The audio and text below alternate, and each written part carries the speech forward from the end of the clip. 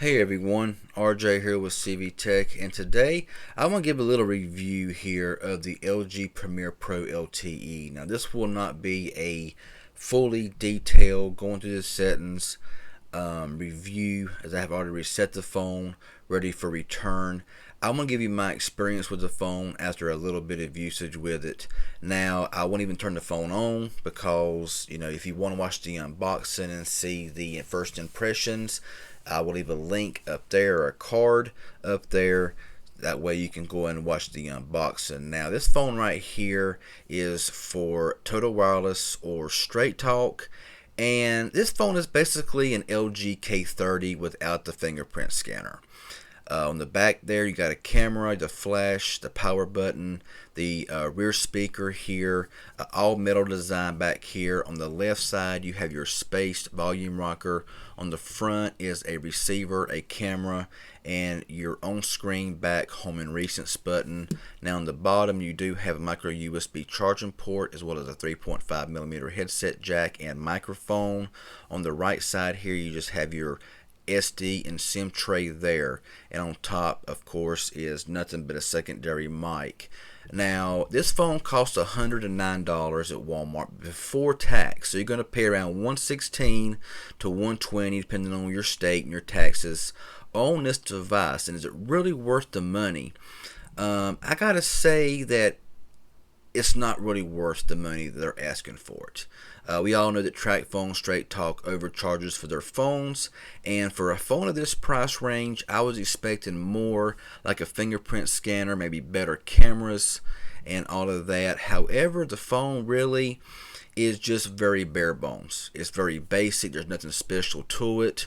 You have this, it's got a metal build, and whenever you see a box, when you get a box and it says, premium metal build or whatever, you pretty much know it's going to be pretty, lacking in features. And this is just your typical LG phone that really does not offer a whole lot. The cameras are decent. It's about what you can expect for any budget LG device. It does takes good pictures in the bright sunlight. Front selfie cameras, selfie does pretty good. The rear camera does good in bright sunlight. Low light don't do too bad either, but you can tell a big difference. And the phone just feels very solid in the hand. It feels very slick. It'll slide right out of your hand, no problem.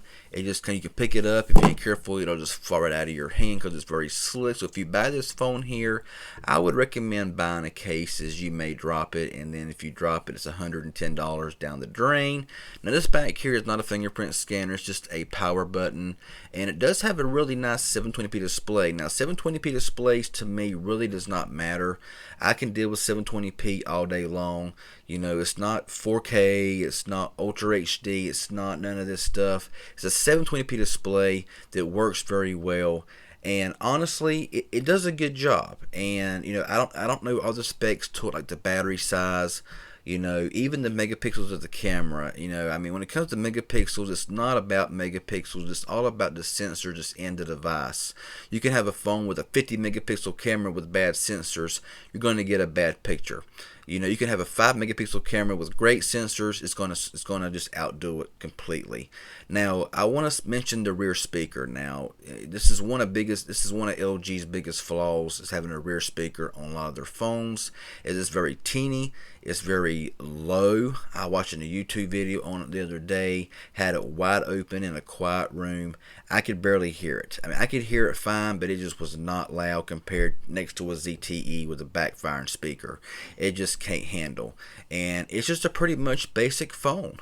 It does have 16 gigabytes of internal storage with around 9 gigabytes available. It does run the 1.4 gigahertz quad core processor.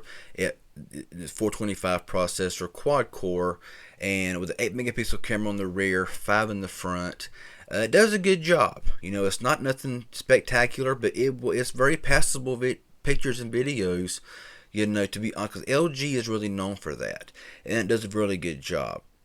Now this thing does support up to 2 terabyte SD card, which is really nice. You got 16 gigabytes of storage, like I made mention of. I think it has 2 gigabytes of RAM as well. With a 3-inch display at 720p, and I think it records in full 1080 front and rear, so which is really nice as well. And Android 7.1 Nougat out of the box, so not the latest and greatest, but it does run 7.1, which is no problem. Now the phone does feel very sturdy, very solid in the hand, and it just feels good. It looks good, so no problems there. Now the biggest thing with this phone here, like I may mention, is the rear speaker is quiet. It's tiny. It don't sound the greatest in the world.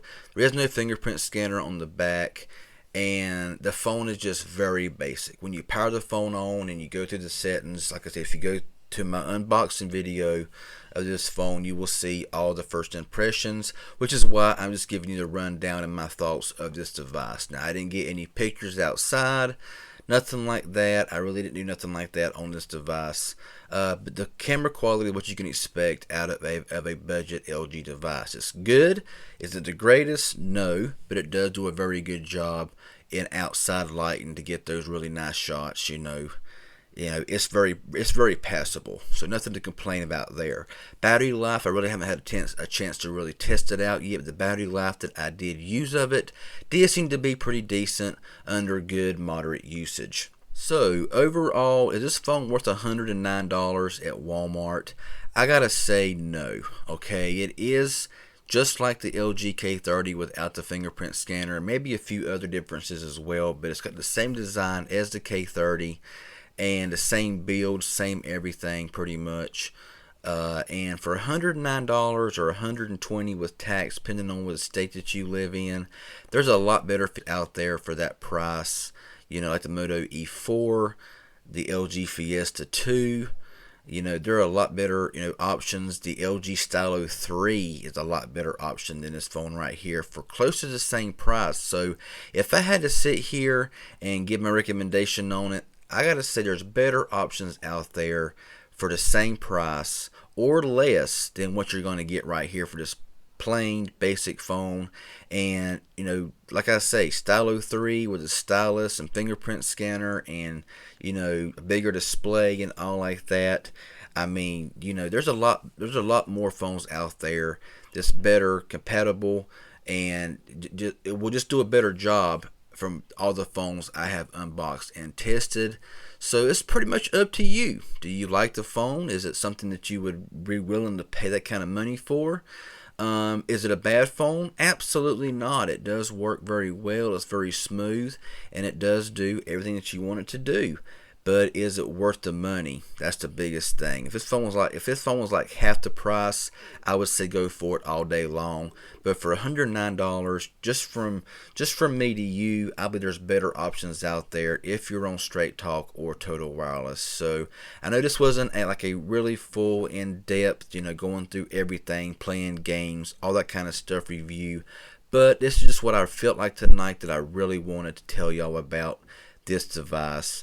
And for the price point, there are better options. So that's just my opinion and my review here of the LG Premier Pro LTE. If this was helpful and informative in any way, hit that like button. Any questions that you may have, leave it below, and I'll get back with you as soon as possible. If you haven't subscribed yet, please do so. I would appreciate it. Y'all have a good one, and thanks for watching.